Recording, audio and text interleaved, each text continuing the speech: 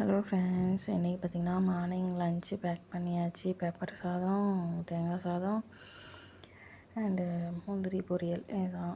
அதுக்கப்புறம் பார்த்திங்கன்னா morning breakfast பார்த்திங்கன்னா பொங்கல் ஆஸ் யூஷுவல்.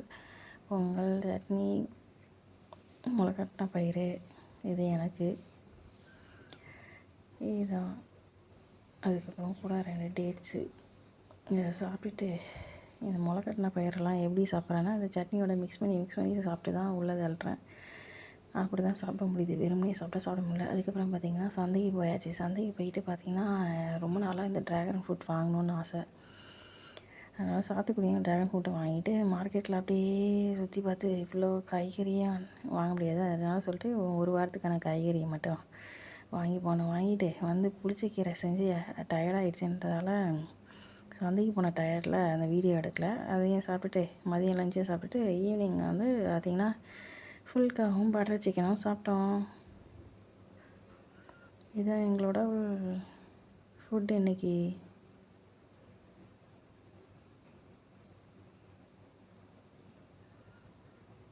நீங்கள் என்ன சாப்பிட்டீங்க அப்படின்னு சொல்லி கமெண்ட் பண்ணுங்கள்.